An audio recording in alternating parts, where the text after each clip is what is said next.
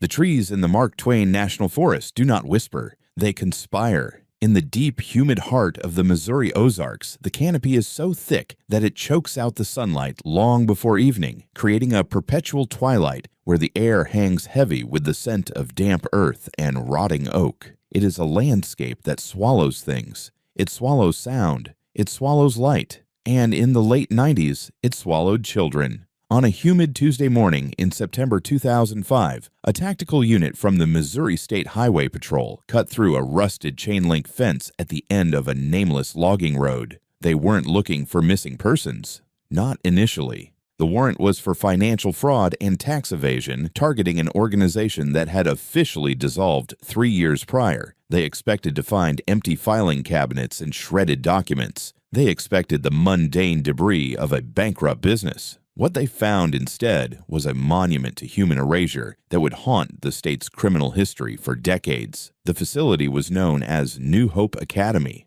On paper, it was a therapeutic boarding school, a place where troubled teenagers were sent to learn discipline, self-respect, and traditional values. In the glossy brochures sent to desperate parents in suburbs like Chicago and St. Louis, it looked like a summer camp, log cabins, green lawns, and smiling counselors. But the officers moving through the overgrown brush that morning found no lawns. They found barracks. The wood was black with mold, the windows boarded up from the outside. The isolation was absolute. The nearest town was 20 miles away, the nearest paved road, 10. If you screamed here, the only thing that heard you was the cicadas, and they were always louder. The raid team moved methodically through the upper grounds, documenting the decay. But the true nature of New Hope wasn't found in the dormitories or the mess hall. It was found 300 yards north of the main compound, hidden beneath a trapdoor disguised by a layer of pine needles and soil. It was a storm shelter, or so the blueprints claimed. The officers called it the silo. It was a concrete cylinder buried 20 feet underground, cold, damp, and smelling of ammonia and old terror.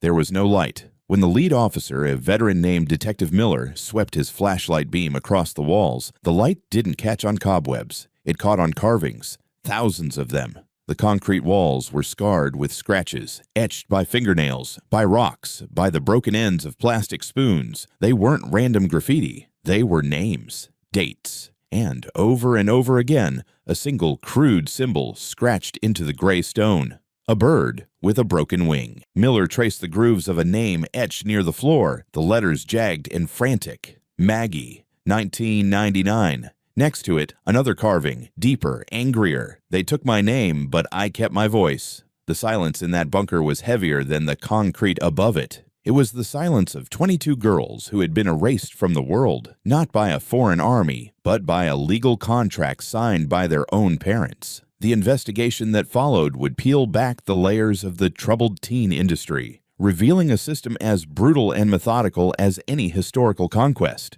To understand the carvings in the silo, we have to leave the ruins of 2005 and travel back to the night the erasure began. The conquest of Maggie began not with a siege, but with a key turning in a lock at 3:14 a.m. It was November 14th, 1999. Maggie was 16 years old, living in a quiet suburb of Kansas City. She was a poet, a dreamer, a girl who wore oversized flannel shirts and listened to Fiona Apple, trying to drown out the silence left by her mother's death 2 years earlier. Her father, a man paralyzed by grief and unable to cope with a daughter who had stopped smiling and started sneaking out, had reached his breaking point. He didn't want to hurt her. He wanted to fix her. And he had found a brochure that promised a tough love solution, a behavioral modification program that guaranteed results. Maggie was asleep when the door to her bedroom opened. She didn't hear her father weeping softly in the hallway. She only woke when the overhead light blinded her, and two strangers, a man and a woman, both built like linebackers, were standing over her bed. There is a specific kind of terror that comes from waking up to intruders who are not burglars. Burglars want your things. These people wanted her. "Maggie, get up," the man said. His voice was flat, professional. "You're coming with us." Confusion hit her before the fear. She scrambled backward, pulling the duvet up to her chin. "Who are you? Dad? Dad?" Her father stepped into the doorway. He wouldn't look at her. He looked at the floor, clutching a signed sheaf of papers as if they were a shield. "It's for your own good, Mags," he whispered, his voice trembling. I don't know what else to do. These people are going to help you." Before she could scream, the woman had moved. It was a practiced motion, efficient and brutal. She grabbed Maggie's wrists and spun her around. The sound of zip ties cinching tight was the first sound of her new life. "Dad, please, help me," Maggie shrieked, kicking out. "Don't make this harder than it has to be," the male transporter said. He didn't sound angry. He sounded bored. This was a job. Maggie was cargo. They didn't let her pack a bag. They didn't let her put on shoes. They marched her out of the house in her pajamas, past the family photos in the hallway, past her father who was now sobbing in the kitchen, and into the back of an unmarked white van idling in the driveway. The child locks engaged with a heavy thud. As the van pulled away, Maggie looked back through the tinted rear window. She saw her bedroom light go out. It was the last time she would see her home for 5 years. This practice was known as escorting, a sanitized term for legal kidnapping. In the late 90s, the law in Missouri and many other states gave parents absolute dominion over their children. Until the age of 18, a child had no civil rights that could override parental consent. If a father signed a paper transferring custody to a private school, that school became the absolute authority. The transporters were just the couriers. The ride lasted 12 hours. Maggie wasn't told where she was going. She wasn't allowed to speak. When she asked for water, the woman told her to be quiet, or she would be sedated. They didn't stop for food. They stopped only once for gas, where the man stood directly in front of the van door, blocking any view of the outside world. Maggie sat in the darkness of the back seat, her wrists chafing against the plastic ties. The highway hummed beneath her, a monotonous drone that slowly eroded her panic into a dull, aching dread. She tried to count the turns, tried to watch the sun move across the sky to gauge direction, but the windows were darkened. She was floating in a void. As the hours bled into one another, the landscape outside changed. The flat plains of Kansas gave way to the rolling wooded hills of the Ozarks. The roads became narrower, the asphalt turning to gravel, then to dirt. The van began to bounce and lurch, the suspension groaning as they climbed higher into the dense forest. The air that seeped in through the vents changed too. It grew heavy, wet, and smelled of pine and stagnant water. "Where are we?" Maggie whispered, her throat dry as sandpaper. "You're at the end of the road, honey," the woman said, not unkindly, but with a finality that chilled Maggie to the bone. "You're at the place where the road runs out." The van finally stopped in a clearing surrounded by towering oaks and hickories. There were no high walls, no guard towers, just the dense, impenetrable wall of the forest itself. The campus of New Hope Academy consisted of 4 large wooden structures arranged around a central dirt courtyard. They looked less like a school and more like a frontier outpost or a military barracks. The side door slid open. The humidity hit Maggie like a physical blow. A man was waiting for them. He stood on the porch of the main building, watching the arrival with the posture of a man inspecting a shipment of livestock.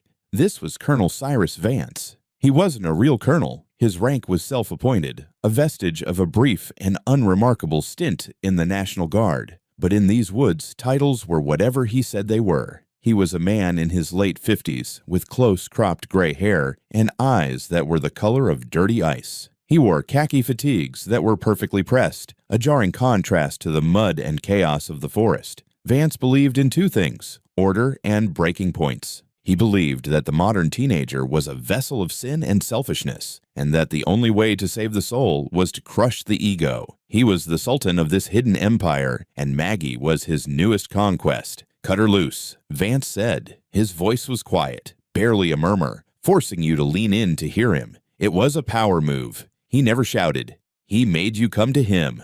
The transporter cut the zip ties. Maggie rubbed her wrists, looking around wildly. "I want to call my dad." "You can't keep me here." Vance smiled. It wasn't a smile of amusement. It was the smile a wolf gives a lamb that thinks it can negotiate. "Your father isn't here, Margaret, and he isn't coming. You belong to New Hope now, and New Hope belongs to me. My name is Maggie." "Not anymore," Vance said. He gestured to 2 staff members standing in the shadows, women with hard faces and arms like cords of wood. "Take her to intake, strip search, lice check, processing." The intake room was a small, windowless shed behind the main office. It smelled of bleach and shame. Maggie was ordered to undress. When she refused, the women didn't argue. They simply overwhelmed her. It was clinical, detached, and utterly dehumanizing. They took her pajamas, her underwear, her watch, the last connection to the time zone she had left. They searched her cavities for contraband, their hands rough and indifferent. Maggie stood naked on the cold concrete floor, shivering not from the temperature, but from the shock of violation. "Stand still," one of the women barked. "You want to act like an animal, we treat you like one." Then came the chair, a metal folding chair in the center of the room. Maggie was shoved into it. "What are you doing?" she cried, trying to cover herself with her arms. "Hygiene protocol," the woman said. She picked up a pair of electric clippers. The buzz of the machine was loud in the small space. In the Ottoman Empire, captives were stripped of their cultural markers. In the Ozarks, they were stripped of their vanity. For a 16-year-old girl, her hair was her shield, her expression, her hiding place. The woman grabbed a handful of Maggie's long, dark hair and brought the clippers down. Maggie screamed. She thrashed, but the second woman held her shoulders down with the weight of a stone slab. Clump by clump, her hair fell to the concrete floor. The dark curls that she used to dye and braid and hide behind were severed, piling up around her bare feet like dead leaves. The vibration of the clippers against her skull felt like they were shaving away her thoughts, her memories, her name. When they were done, Maggie ran a hand over her head. It was prickly, foreign. She looked at the pile of hair on the floor and felt a hollow ache in her chest, a void where Maggie used to be. They threw a uniform at her, oversized orange sweatpants and a gray t-shirt that smelled of industrial detergent. No shoes. Shoes were a privilege. Shoes were for people who deserved to go somewhere. "Get dressed," the woman said. She held out a small plastic tag on a safety pin. "Put this on your shirt, left side, over the heart." Maggie's fingers trembled so badly she could barely work the clasp. She looked at the tag. It wasn't a name tag. It was a piece of white plastic with a number printed in black block letters. 409. "Is that my room number?" Maggie asked, her voice broken, barely a whisper. "That is you," the woman replied. "We don't use names here. Names are for the world outside. The world outside is corrupt. In here, you are number 409. You are a unit of potential. Right now, your potential is 0. You earn your name back when you earn your humanity back." She was pushed out of the shed and into the twilight. The sun had set, and the forest was a wall of blackness. The only light came from the floodlights mounted on the eaves of the barracks. Vance was waiting for her. He looked at her shorn head, the ill-fitting gray shirt, the number pinned to her chest. He nodded, satisfied. The transformation had begun. The girl from Kansas City was dead. Number 409 had been born. "Welcome home, 409, Vance said. "Rule number 1 at New Hope, silence. You do not speak unless spoken to. You do not look another student in the eye. You do not ask questions. You listen. You work. You pray. If you speak, you go to the silo. Do you understand?" Maggie opened her mouth to argue, to beg, to ask what the silo was, but she looked into Vance's eyes and saw the absolute crushing weight of his authority. She saw the vast, empty darkness of the woods behind him. She realized with a clarity that was more terrifying than the panic that he was telling the truth. There was no one coming. The police were on his side. Her parents were on his side. God, if he was here, was seemingly on his side. She clamped her mouth shut. She nodded once. "Good," Vance said. "Take her to the nest." The nest was the girls' dormitory. It was a long, narrow building with plywood walls and a concrete floor. Rows of metal bunk beds lined the walls. There were no mattresses, only thin foam pads. There were no pillows. As Maggie was led down the center aisle, she felt eyes on her. 20 other girls lay on the bunks. They all had shaved heads. They all wore gray shirts. They all had numbers pinned to their chests. And they were all silent. Not a single one spoke. Not a whisper. Not a cough. They watched her with eyes that were too old for their faces. Hollow, dark, haunted eyes. They looked like ghosts in purgatory. They looked like the nuns of Thessaly after the conquest, stripped of their habits and forced into the Sultan's harem, waiting for a mercy that would never come. Maggie was pointed to an empty bunk near the back. She climbed onto the thin foam. She curled her knees to her chest, trying to make herself small, trying to disappear inside the gray shirt. The lights in the dormitory were not turned off. They were just dimmed to a low, buzzing yellow. This was another tactic: sleep deprivation. You can never truly rest when the light is always watching. She lay there, listening to the breathing of the other girls. It was a collective rhythm, a slow, shallow respiration of survival. She wanted to cry, but she remembered Vance's warning. Silence. She touched the number pinned to her chest. 409. The plastic felt cold against her skin. She touched her shaved scalp. It felt alien. She closed her eyes and tried to picture her bedroom, the poster of the band on the wall, the smell of her vanilla perfume, the sound of her dad laughing before her mom died. But the images were fuzzy, static-filled. The shock of the last 12 hours had severed the connection. The van ride, the forest, the clippers, they had created a chasm between her and her past. Suddenly she heard a sound. It was faint, barely there. It came from the bunk above her. Tap, tap, tap, tap. She froze. She held her breath. Tap, tap, tap, tap. It was a rhythm, deliberate, intelligent. Maggie slowly turned her head. She saw a hand dangling from the upper bunk. The fingers were calloused, dirty, the nails bitten down to the quick. But on the wrist, scratched into the skin with something sharp, was a small, crude drawing. A bird, with a broken wing. The fingers moved again, tapping against the metal frame of the bed. Tap, tap, tap, tap.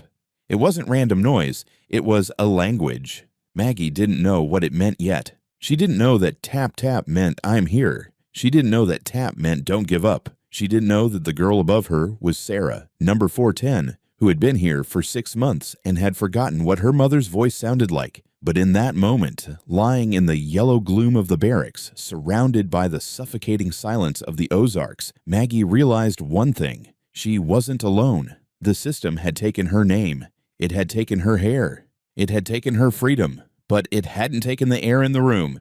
And as long as there was air, sound could travel. Maggie reached up. Her hand trembled. She found the cold metal of the bed frame. She tapped back. Tap. The response from above was immediate. A single solid tap.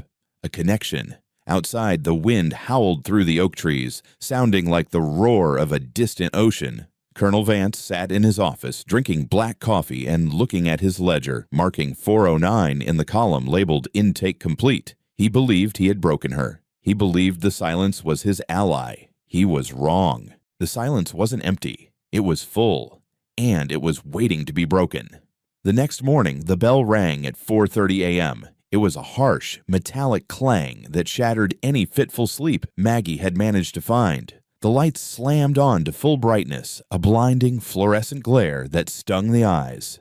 Up, up! On the line! The staff screamed, banging nightsticks against the metal bed frames. Maggie scrambled out of the bunk. Her body ached. Her head felt light and cold. She fell into line with the others at the foot of the beds. 22 girls, 22 gray shirts, 22 shaved heads. Vance walked down the line. He inspected them like a drill sergeant. He stopped in front of a girl 3 bunks down from Maggie. Number 305. She was small, pale, shivering violently. Her lips were blue. Number 305, Vance said softly. You are trembling. The girl didn't answer. She stared straight ahead, tears leaking from her eyes. Trembling is weakness leaving the body, Vance said. But you are holding on to it. You are resisting the process. He turned to the guards. The silo. 3 days. Let her meditate on her weakness. 2 guards grabbed 305. She didn't scream. She didn't fight. She just went limp, her legs dragging on the concrete as they hauled her out the door. Maggie felt a surge of bile in her throat. She wanted to shout. She wanted to run. But she felt the hand of the girl next to her, number 410, Sarah, brush against her own. A quick, sharp squeeze. Don't. Vance stopped in front of Maggie. He smelled of peppermint and gun oil. Number 409. Today begins your reconstruction. You will learn the value of labor. You will learn that your hands are not for writing poetry or fixing your hair. Your hands are for work. Labor sets you free. He pointed to the door. Move out. They were marched into the forest. The sun was just rising, struggling to pierce the thick canopy. The air was cold and wet. They walked for a mile until they reached a quarry, a pit of limestone and mud. There were no machines. There were only pickaxes, shovels, and wheelbarrows. "We are building a wall," the guard announced. "A wall to separate order from chaos. Dig." Maggie was handed a shovel. It was heavy, the handle rough against her soft palms. "Dig," the guard repeated. Maggie dug. She slammed the shovel into the rocky earth. The shock vibrated up her arms. She lifted the dirt. She threw it. She did it again, and again, and again.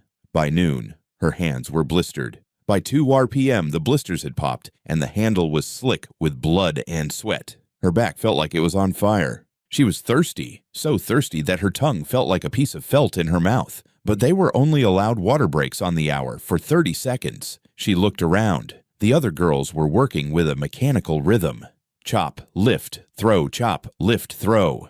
They were machines of flesh and bone. This was the Ottoman tactic. Break the body to break the spirit. Exhaustion is the ultimate sedative. When you are too tired to stand, you are too tired to rebel. You are too tired to remember who you were. Maggie looked at the stone wall they were building. It was pointless. It started nowhere and ended nowhere. It was just a line of rocks in the middle of the wilderness. It was labor for the sake of labor, suffering for the sake of suffering. As the sun began to set, casting long prison bar shadows through the trees, Maggie felt her knees buckle. She stumbled, dropping the shovel. "Pick it up!" a guard shouted. She tried. Her fingers wouldn't close. She looked at the dirt. She saw a small white stone. It was smooth, shaped vaguely like a bird's egg. She picked it up. She hid it in her palm. She didn't know why. Maybe just to hold something that wasn't a tool, something that was hers. She stood up. She picked up the shovel. She looked at Sarah, number 410, working a few feet away.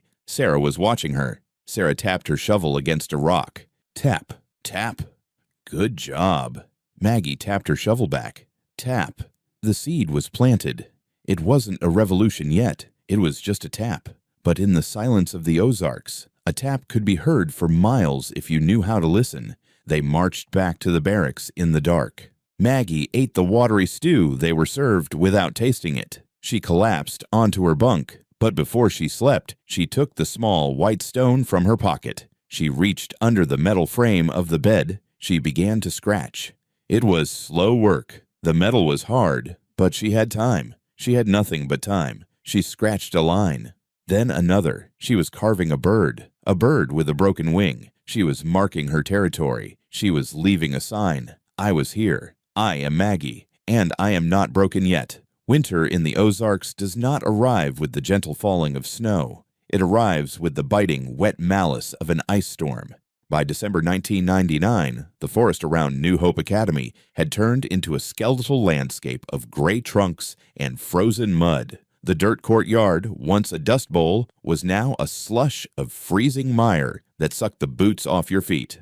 For the 22 girls of Platoon Alpha, the change in season meant a shift in torture. The physical labor didn't stop. Vance believed that idle hands build the devil's workshop.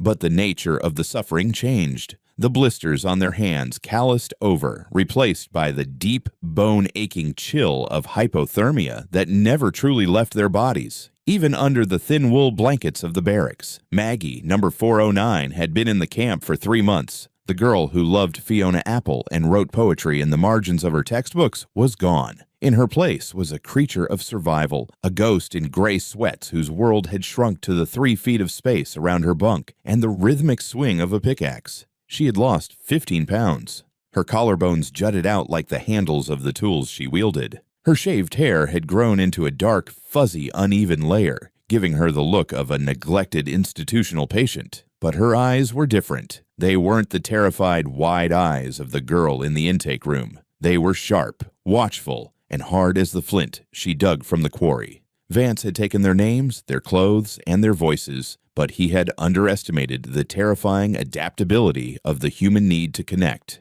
In the silence of the barracks, a new language was being born. It started with the tapping Sarah, number 410, had initiated on that first night, but under Maggie's silent influence, it had evolved into a sophisticated network. They called it the Ghost Wire. It was a language of rhythm and friction. 1 tap on the metal bed frame meant danger guard approaching. 2 taps meant safe. 3 rapid taps meant I need help. I am breaking.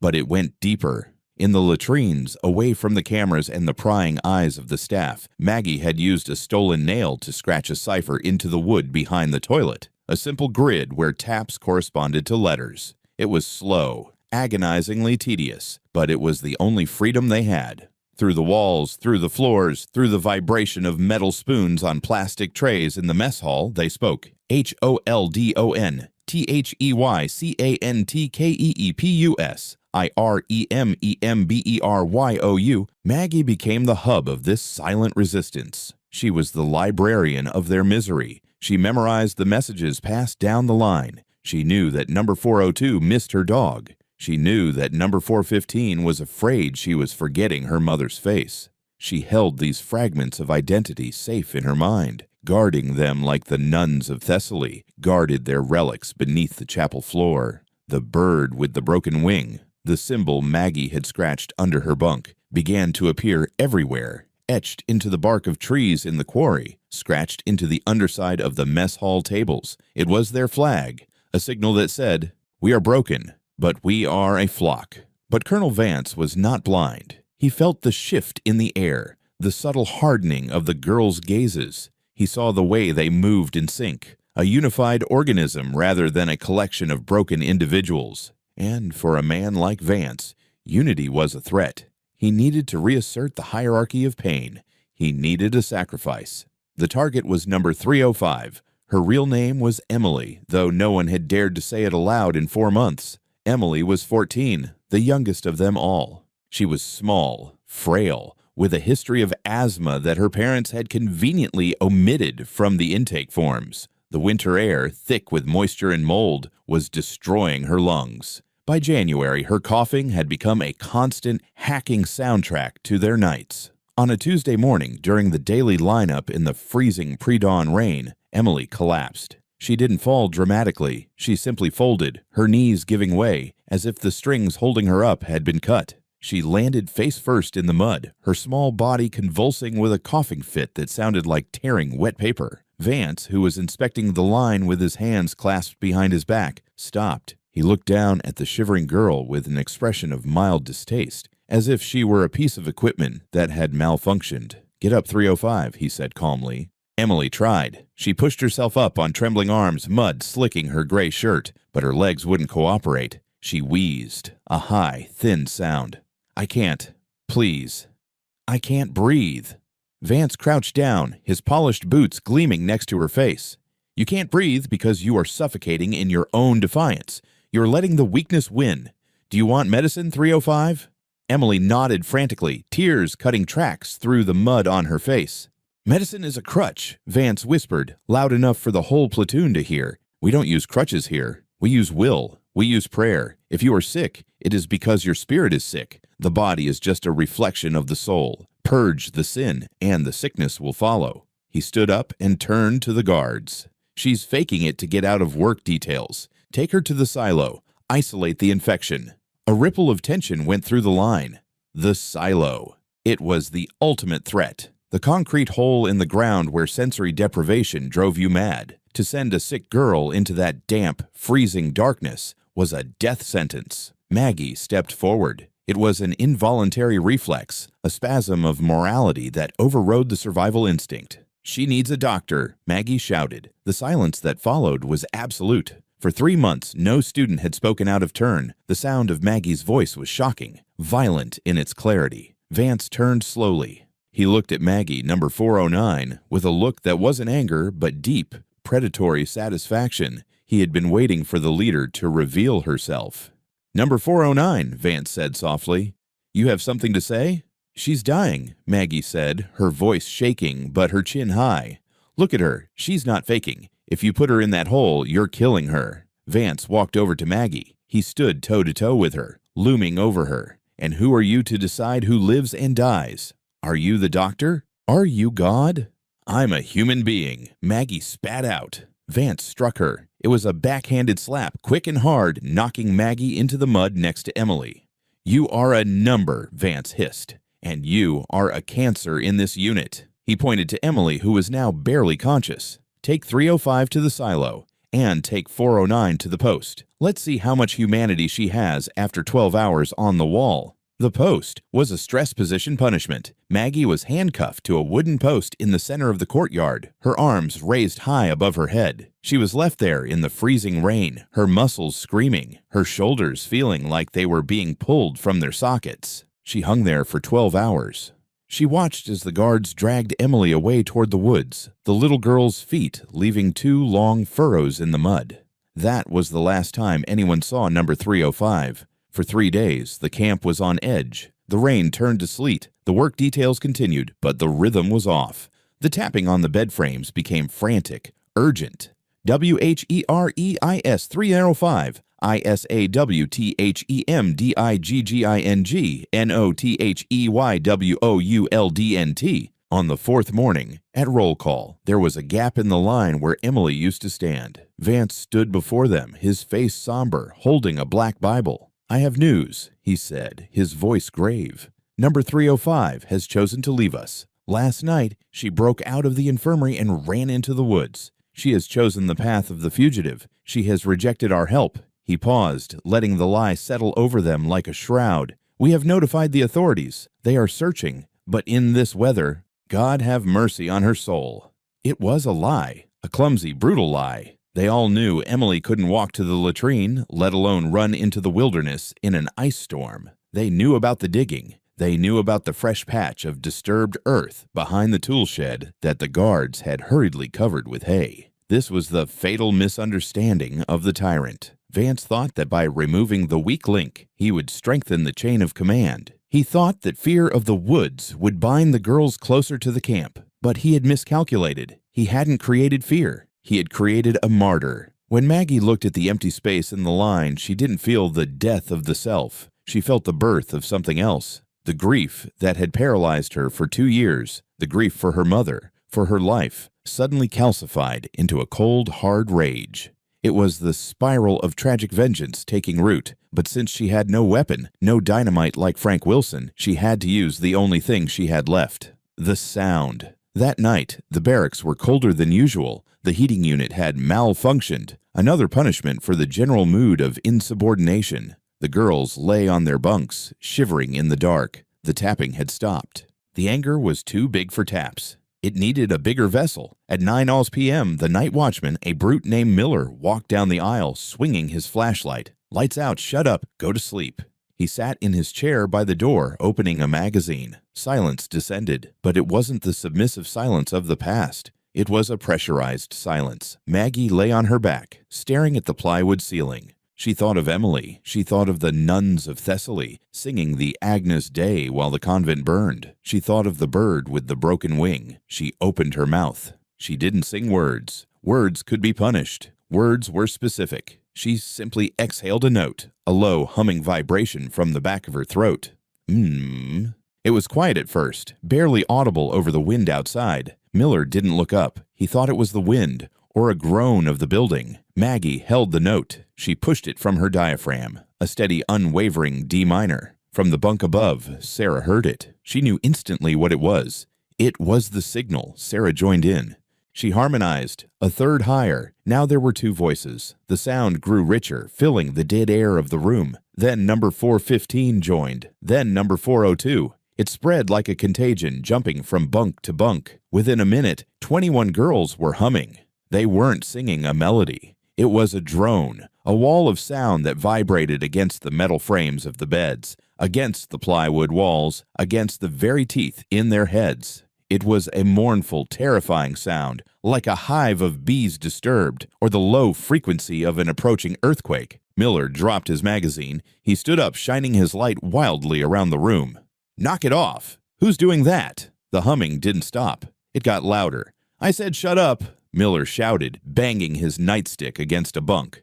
"I want a name. Who started this?" But he couldn't find a source. Their mouths were closed. Their eyes were closed. They lay perfectly still, like corpses in a morgue, but the sound was pouring out of them.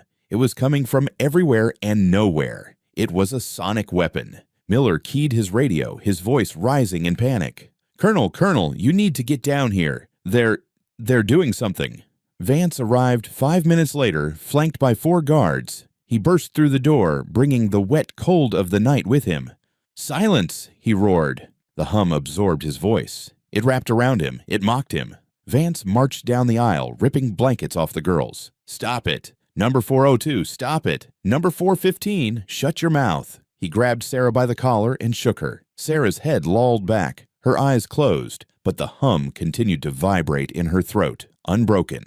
It was the Sisters of Thessaly moment, reimagined in the American wilderness. The moment where the oppressed realize that their shared suffering is a fortress the oppressor cannot breach. Vance could hurt their bodies. He could starve them, freeze them, beat them, but he couldn't stop the vibration. To stop the sound, he would have to stop their breath.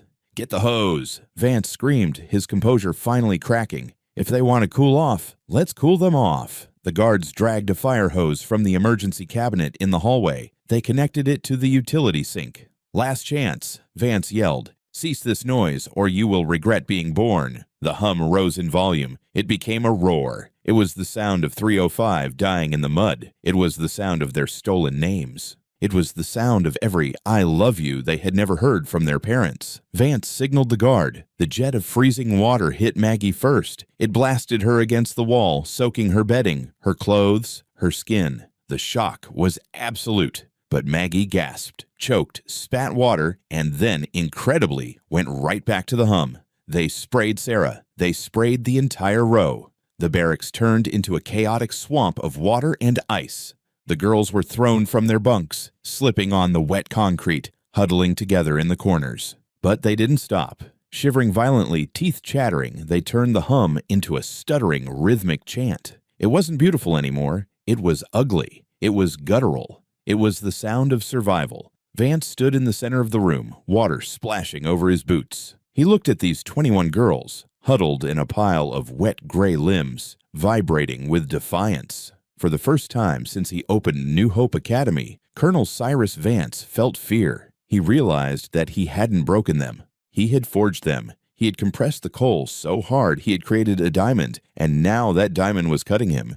He couldn't kill them all. He couldn't bury 21 bodies. The ledger wouldn't balance. He needed to cut the head off the snake. He waded through the water toward the corner where Maggie was holding Sarah, both of them humming through blue lips. "You," Vance whispered. He didn't need a number anymore. He knew who she was. She was the infection. "Get her up," he ordered the guards. "And get 410, 415, and 402, the ringleaders." The guards grabbed Maggie. She didn't fight. She went limp, just like Emily had, but she kept her eyes locked on Vance. The hum finally died down as the 4 girls were dragged out into the storm, leaving the others sobbing and shivering in the wreckage of the dorm. "Where are you taking us?" Sarah screamed, the first word spoken that night. Vance didn't look back. "To the place where silence is real. To the silo." They were marched through the woods in the sleet. The silo was a mile away, deep in the old sector of the property. It was a relic from the Cold War, an underground storage bunker that Vance had converted into his own personal dungeon. They reached the clearing. A heavy steel trapdoor sat in the ground, covered in dead leaves. Vance unlocked it. The hinges screamed as he pulled it open. A ladder descended into pitch blackness. The smell wafting up was ancient, damp earth and decay. "Down," Vance said. "Indefinite detention. Until you learn that my voice is the only voice." Maggie looked at the black hole. Then she looked at the sky. She couldn't see the stars through the storm, but she knew they were there. She grabbed the ladder. She climbed down. Sarah followed, then the others. The trapdoor slammed shut with a finality that shook the ground. The lock clicked. Maggie was in the dark. The air was cold and stale. She couldn't see her hand in front of her face.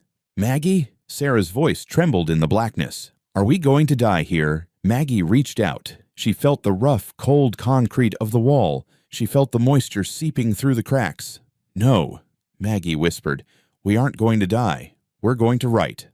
"Write with what?" Maggie felt around the floor. Her fingers brushed against a sharp piece of loose aggregate, a rock broken from the foundation. "With this," she said. She found the wall. She pressed the sharp stone against the concrete. Scritch. She began to carve. Not a bird this time. She carved a name. Emily. "We are the ledger now," Maggie said in the darkness. "We write it all down. Every beating, every lie, every name. When they open this door, even if we're bones, the walls will scream at them.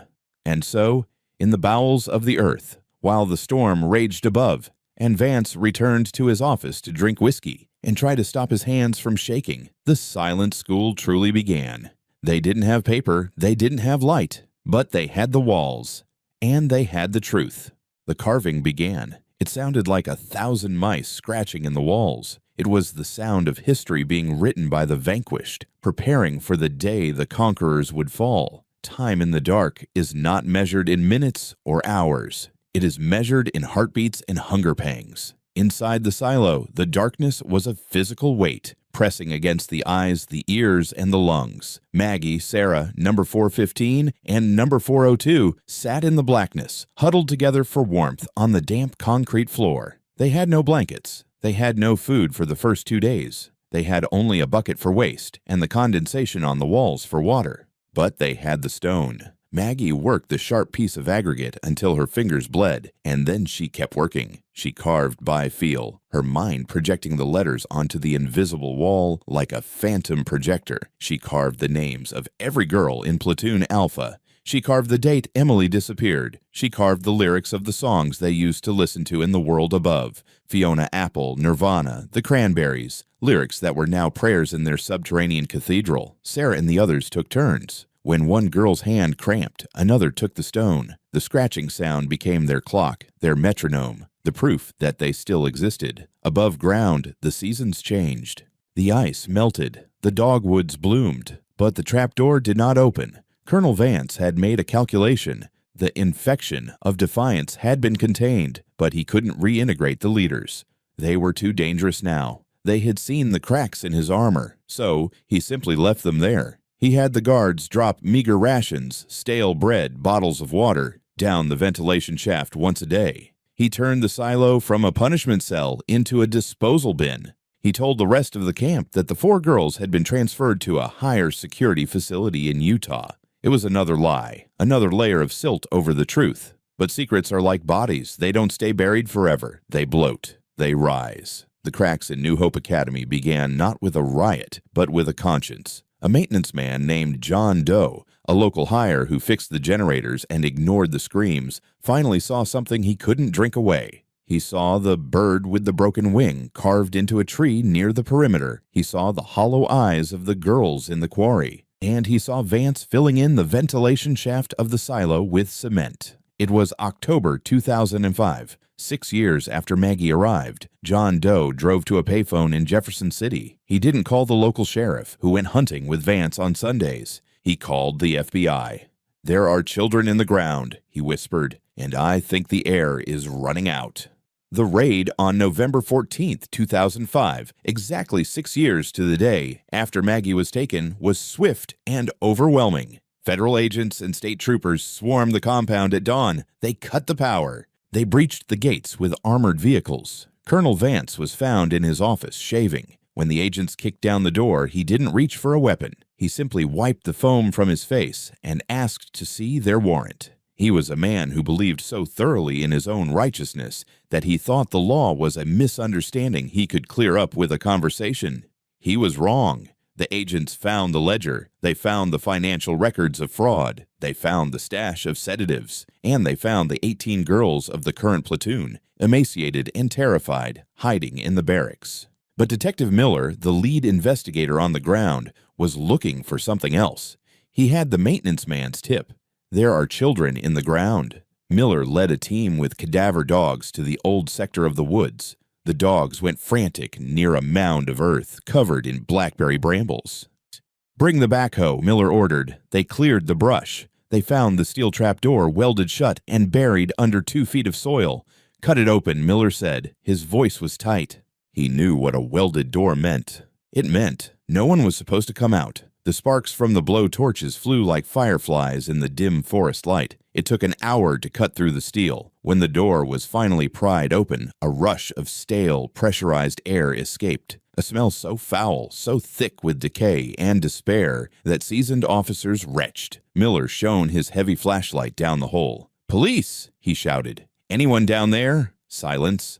The silence of the tomb. Miller climbed down the ladder. His boots crunched on the floor. He swept the beam around. The silo was empty of life, but it was full of voices. The walls. Every square inch of the concrete walls from the floor to the ceiling was covered in carvings. Thousands of words, thousands of names. Maggie, Sarah, Emily, Jessica. I am not a number. Mom, I didn't run away. They buried us here, and everywhere. The symbol, the bird with the broken wing. Miller's light landed in the corner. There, huddled together in a final embrace, were 4 skeletons. They were draped in the remnants of gray rot-resistant fabric. Their arms were wrapped around each other, tangled together so tightly that in death they had become one single organism. In the center of the huddle, resting on the ribcage of the girl who had been Maggie, was the sharp stone. Miller turned off his flashlight. In the darkness of the silo, he wept. He wept for the girls. He wept for the sheer, indomitable will it took to carve a cathedral of truth in a dungeon of lies. The forensic reconstruction revealed the timeline. The ventilation shaft had been sealed 3 years prior, in 2002. They had survived for weeks in the dark, slowly suffocating as the oxygen depleted, but they hadn't panicked. The carvings near the floor, the last ones written, were not frantic scratches of terror. They were deep, deliberate, and calm.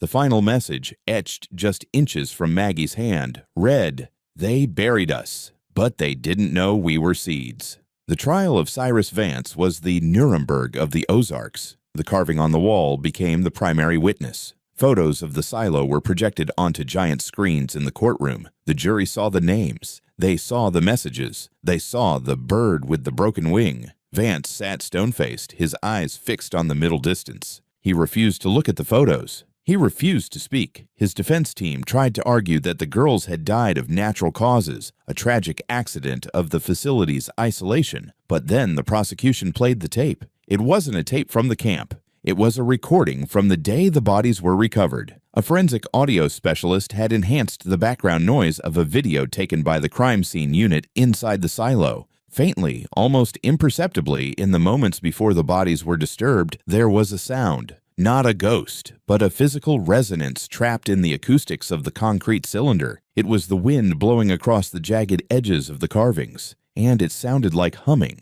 A low D minor drone. The sound of the courtroom shifted. People held their breath. It was as if the girls were speaking from the grave, their ghost wire finally transmitting to the world. Vance was convicted on 4 counts of first-degree murder, 18 counts of kidnapping, and dozens of charges of abuse. He was sentenced to life in prison without parole. He died in 2014, alone in a cell, choking on a piece of steak, a petty, unremarkable end for a man who thought he was a god. But the legacy of New Hope Academy didn't end with the verdict. The Lost 22 became a symbol for a movement. The carvings in the silo were carefully photographed and published in a book titled The Silent School. It became a bestseller, not because of the horror, but because of the poetry. Maggie's verses, scratched into the limestone, were taught in literature classes. "My name is not a number," one carving read. "My name is the sound of the rain before it hits the roof." The site of the camp was bulldozed in 2008. The forest reclaimed the land. The barracks rotted away. The quarry filled with water. But the silo was left. The state of Missouri poured concrete into the entrance, sealing it forever, turning it into a permanent mausoleum. They placed a simple granite marker on top. It lists the names of the 22 girls who passed through New Hope, and below the names there is no epitaph of rest. There is only the symbol, a bird. But on the granite, the wing is not broken. It is open, in flight. In the end, the true crime isn't just the murder. It is the theft of potential. It is the years stolen, the poems unwritten, the songs unsung. Maggie, Sarah, Emily, and the others didn't survive to tell their story, but they made sure the story survived them. They turned their prison into a printing press. They proved that you can strip a human being of everything: clothes, hair, food, light, even air, but you cannot strip them of the need to say,